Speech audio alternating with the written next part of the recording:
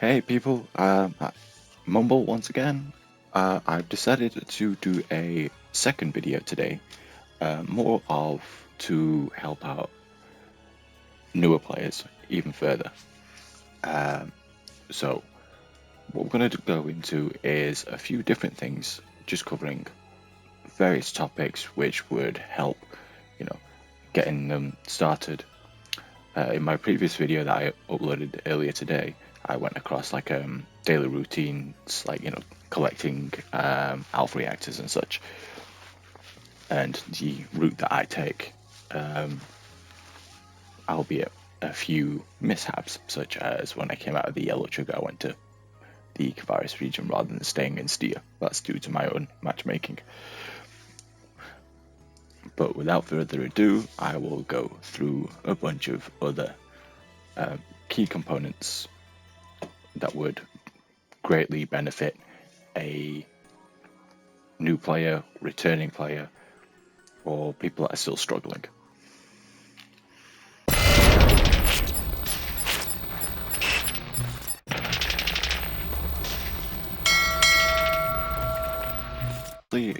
Let's say you are a brand new player.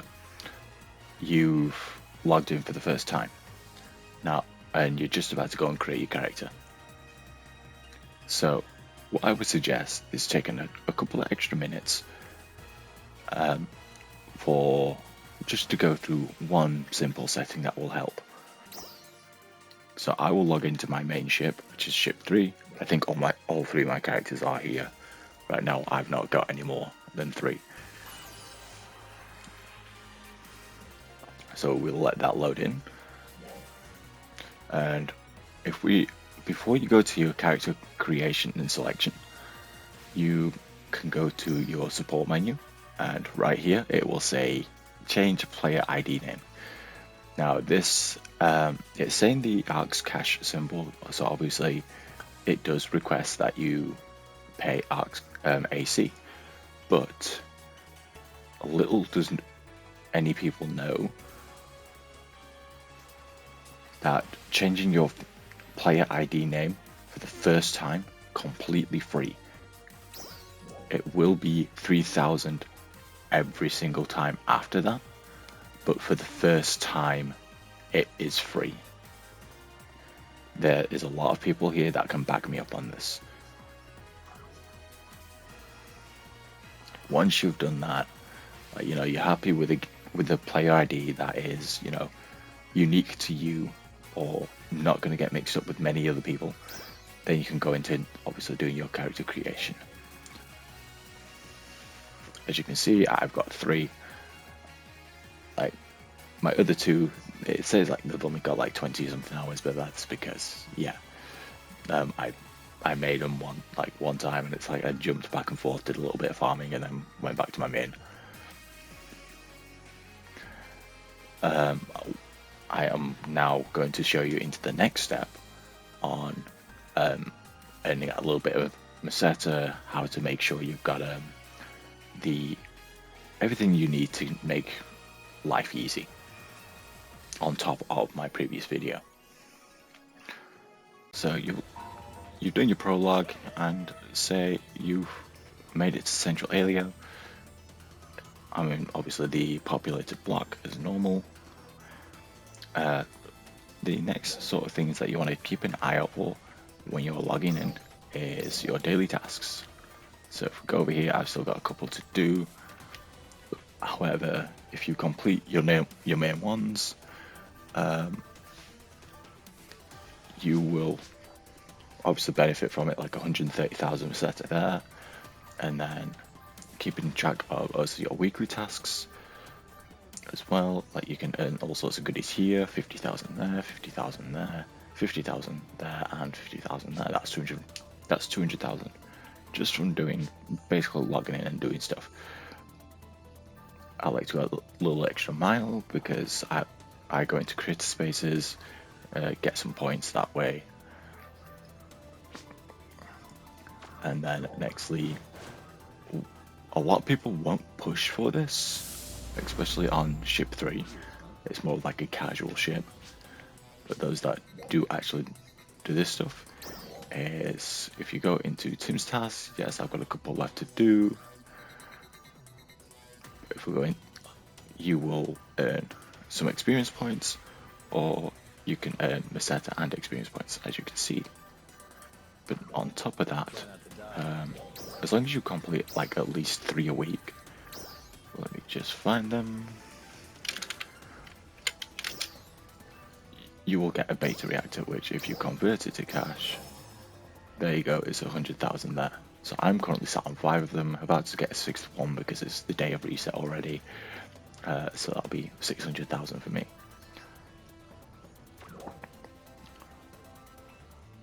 But doing your alliance tasks, like I said, I've got a couple left over. So which ones do I have still? In progress, come on. I can still stand to gain like a little bit more. And that should help out my alliance. Like this will come in handy. Because we do have Arcs records, go to allowance task. Let me just load. As you can see, it's like, bronze, silver, gold. Now this isn't like, first, second and third place. Bronze is basically you personally have done your share of alliance tasks. And then when you get to, if you want to get to silver, you try and get to like, this is where you need to work with your alliance members. And, basically like hit top 10. And then obviously if your alliance takes first place, you will get the gold reward, which is 5 beta reactors. There we go. So it does pay off with you guys all pitching in, doing your alliance tasks together, or doing them on your own, as long as you're in an alliance. The next thing that I want to touch upon actually is with joining an alliance. Like once you're like in an alliance that's got 4 members or more, you should be able to access your creator space, like your alliance's creator space. So you've got your own. There is a severe lag right now, so I will just let that reload. There we go. So you can go to your own creator space and pick up Genesis points, which I will quickly do. Like I will just go to my snowy retreat. It's one of my more favorite ones, and it's not overly bright compared to my other one. It's like my other one's basically like a flashbang.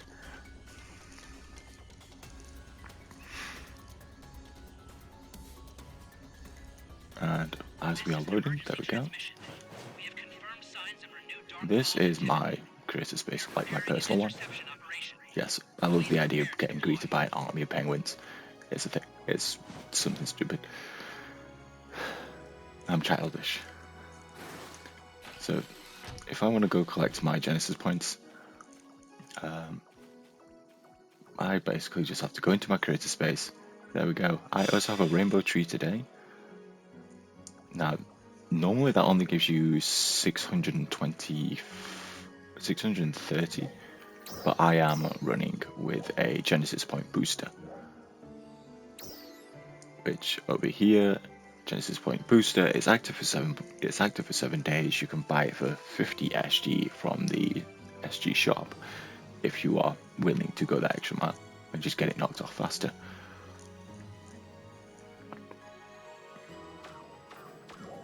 I'm also running with like an experience buff because I am trying to get my remaining tradables done for this week. So next we want to go back to creator space. Now once you've picked up your Genesis points and you've say you got like 1,000 or something, like you can, if you still need to reach like your daily limit, you can go through your previously visited creator spaces such as these. There we are. Or you can just go through the featured ones. So it's like, it's sorted by which ones have got the fastest pickup. Ones that are more scenery oriented, it doesn't matter. As long as you just pick up the Genesis points, it's fine. And then I will go to my alliance space.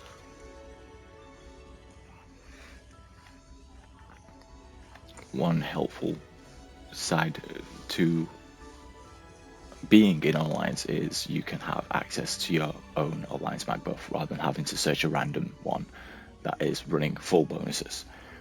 This is an emergency transmission. We have confirmed signs of renewed Dark Falls activity. Now I'll give you guys a quick tour of this while we're here. Like I've got like a little army of Muggles here, like you know, kind of reminding like a couple of extra tips just for like my new players or those that have returned after a break, because obviously real life gets in the way sometimes. So if we go to our alliance mag here, as you can see, you can receive a buff and you can receive all 5 and it'll cost you 1,000.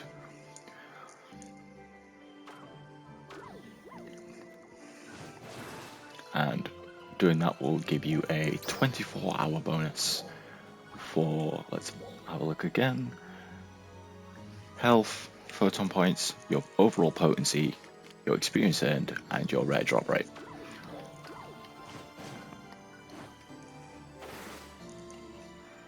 Well, lastly is a sort of like, you know, a lot of people call me out on this, saying like, you know, oh, you're overplaying them, like, you know, they're not all that brilliant. A lot of other people don't realize the benefits, and it is always handy to have this next piece of information. In fact, 2 bits of information. If you're struggling to meet the battle power required to do an activity, just double check that you've learned, basically you've applied all your skill points to all the classes. Like this is like one of the best ways to build battle power, making it much easier to get into higher end activities. The other thing that I want to mention is by going into your add-on skills. Now, how it works is you take like a little factor about each class and it will give you a permanent bonus. That's right, permanent. It doesn't matter if you have that class equipped or not. So it's like, you know, I will go, what's my main class right now? Slayer Hunter. So if I go into, say, Ranger, and I can then roll it. Obviously if I roll it, because I currently don't have the X cubes, I will gain the main effect, and then I will also gain 2 of the sub effects. Now this isn't, you know, it only applies when Ranger is my main class or my subclass. No, it's just the effects of this add-on skill. Because if we go into my character information, it's the best way to do it. As you can see, I've got all these potency buffs. I've got additional accumulations for natural photon blast gauge, PP recovery, maximum photon points. And then I go to my sub effects. It's like I've got all these increase of HPs. I've got additional, such as like an increase to my photon blast potency. I've got natural damage resistance, and I've got resistances to various status elements. And it's all of this. So it's not just, you know, increasing your offense, it's also giving you a lot of utilities. And then the final sort of point I want to make here is that if you look at right at the bottom of my current effects, right at the bottom of the list, you will see add-on skill boost, and you will see it as each time you've rolled like at least level 1 for each of the classes from the add-on skill generator, it will add a 1%. So I've done it for all 10 classes, so I've got it at 10%. This is permanent. Like, there is no way that unless they completely change the game mechanics, that buff will always be active.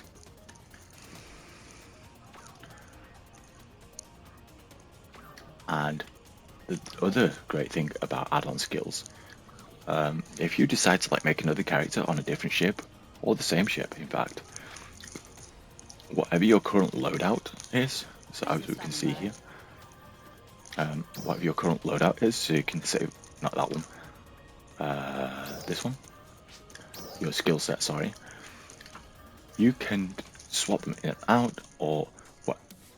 They're basically shared across all characters. Like, it doesn't matter if they're on a completely separate ship. If you've rolled them for your main class on, say, ship 2, and then you decide, oh, I'm going to check out ship 4 with an alt character, your add-on skills will carry over to that new character. So they will be like, whatever you just came in as, with the free gear that Sega's currently handing out, which isn't actually that bad. But, it is shared across all characters, across all ships. So there's no real downside to having them. And it is, you could have like the most amazing setup, like best in slot on your character that you are currently playing as. But if you have like 0 add-on skills, you could actually be getting taken. You could actually be, put to shame by someone running on an alt character that's basically running with the catch-up gear, but they've got max level add-on skills. So to massively, gain, I would recommend doing your add-on skills as well. On top of everything. Like this is stuff you can climb up to, kind of dabble in a little bit. The max level for add-on skills for both main and sub effects is 20. And even though it doesn't show like massive percentages, it all adds up.